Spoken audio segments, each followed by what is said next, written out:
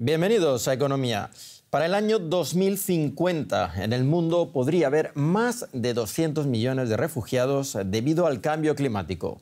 Pero es un tema que solo se está debatiendo al margen en el Foro Económico Mundial que se celebra estos días en el resort alpino suizo de Davos. Tal vez porque 2/3 de los participantes proceden de países a los que no les afecta directamente este problema. Inundaciones, sequías e incendios. Las catástrofes naturales aumentan y con ellas la miseria y la pobreza, sobre todo en los países del tercer mundo. Pero estas imágenes parecen quedar lejos para la élite de la idílica Davos. Por eso han venido al Foro Económico Mundial las organizaciones de ayuda humanitaria para concienciar de una dramática situación que también les alcanzará en un futuro. Runakan de Bangladesh advierte de que en los próximos años habrá millones de refugiados climáticos. Pide una mayor redistribución. Sabemos que se puede salvar al mundo con solo unos 4 billones. Si los países ricos dieran el 5% de su PIB, se podría erradicar el hambre del mundo. ¿Por qué no lo hacen?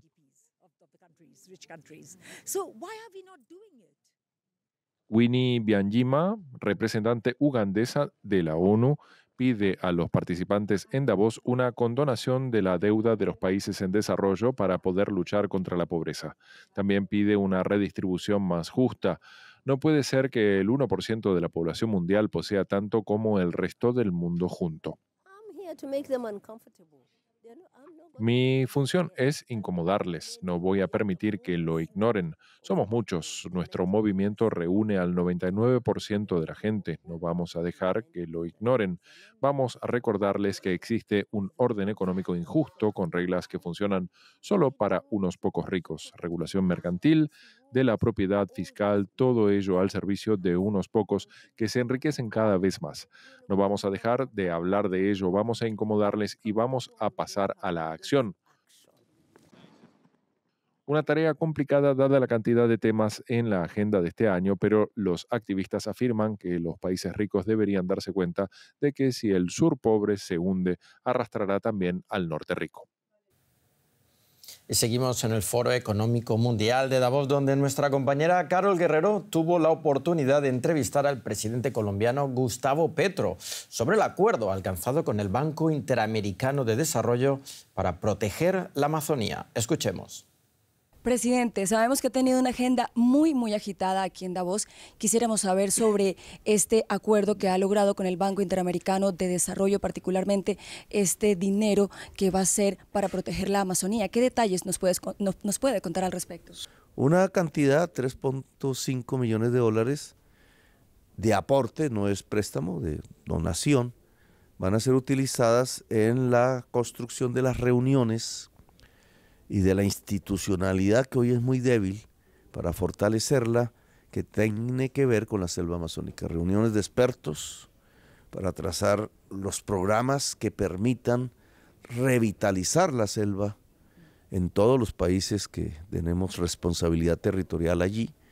Brasil obviamente el más grande, el nuestro es el más biodiverso, y quizás financiando las fuerzas sociales, las personas que viven en la selva amazónica, sean comunidades indígenas, sean campesinados mestizos de colonos, incluso algo de empresarios que vieron, sobre todo los últimos, que de quemar la selva era progreso, hoy puedan ver que dejar crecer la selva sea el progreso.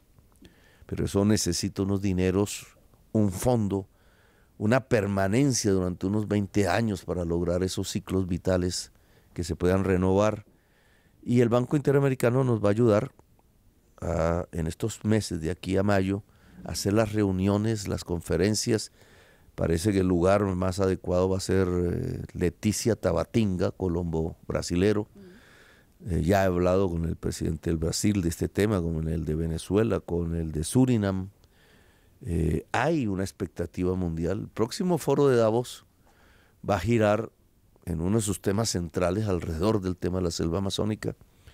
Es un tema que ha cogido, digamos, una gran carta geopolítica que América del Sur ha puesto sobre la mesa. He tenido el placer de liderarlo, pero creo que ahora ya todos los países amazónicos contamos con una enorme carta de negociación, porque salvar la selva amazónica hoy es la tercera política más importante para superar la crisis climática que agobia a toda la humanidad. Dejamos Davos y cambiamos de tema. Con muchas horas de sol y potentes vientos atlánticos, Portugal tiene el potencial de convertirse en líder de las energías renovables. Y parece que va por el buen camino. Un embalse portugués ya es hogar del mayor parque de paneles solares de toda Europa.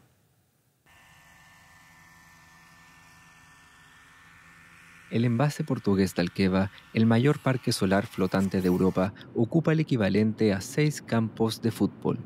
Solo se puede llegar hasta aquí en el barco en el que Miguel Patena ha concedido numerosas entrevistas.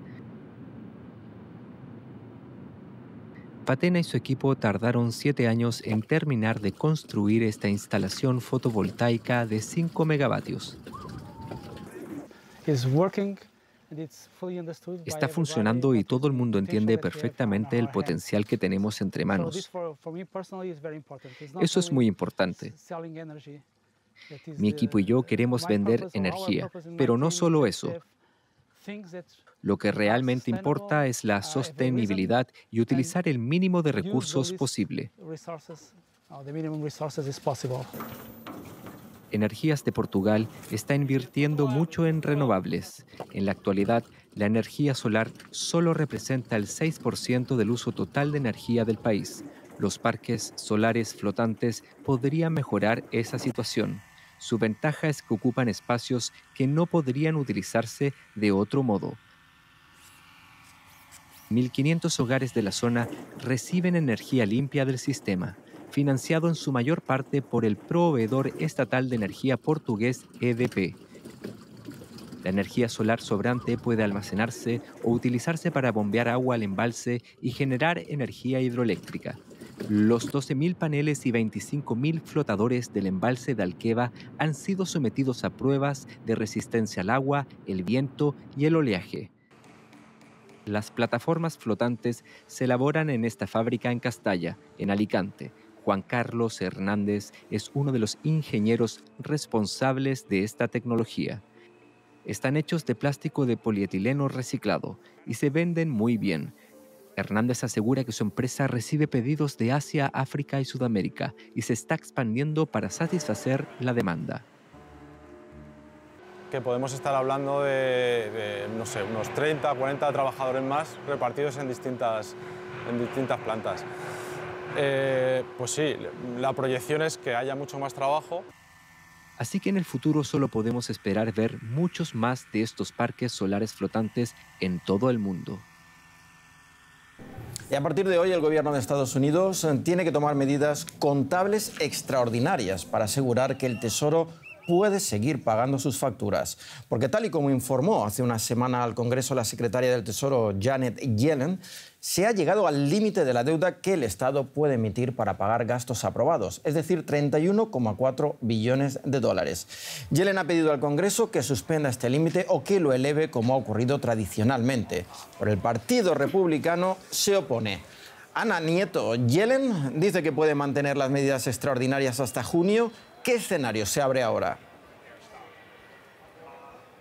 Pues se abre un escenario de incertidumbre y desconfianza que va a durar en tanto en cuanto no se llegue a un acuerdo y que puede reflejarse con muchos problemas en los mercados financieros justo en un momento de desaceleración económica. Peor, desde luego, va a ser no llegar a junio con un acuerdo, porque en ese caso es cuando no se tendría el efectivo, no se tendría la capacidad para emitir deuda y se tendrían que recortar los pagos que se hacen a los funcionarios, a los pensionistas, al Pentágono, a los proveedores y, crucialmente, al pago de los intereses de la deuda. Si Estados Unidos no paga su deuda, no devuelve estos intereses, se abre una crisis financiera de la que no tenemos ninguna historia para escribir de ella. Sería lo primero que pudiéramos escribir.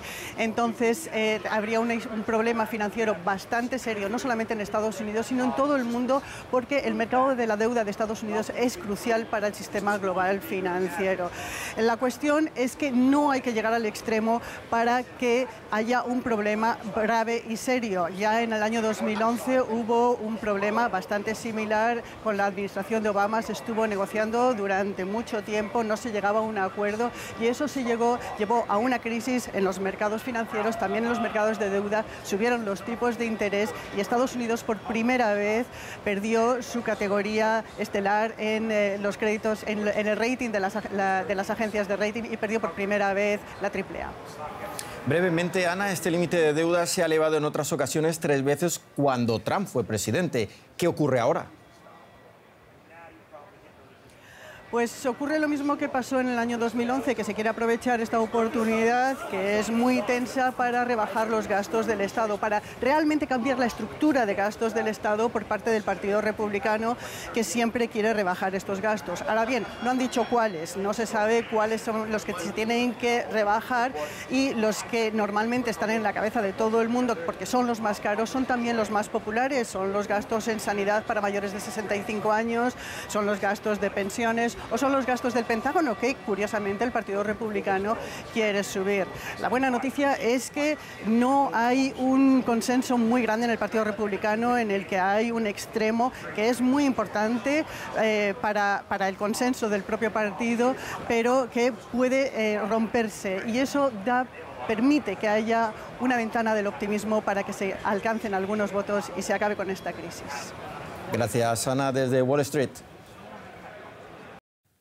Pues con esto ponemos punto y final al espacio de economía. Gracias por acompañarnos. Les invito a que sigan con nosotros aquí en DW para América Latina. También pueden seguirnos en las redes sociales. Hasta pronto.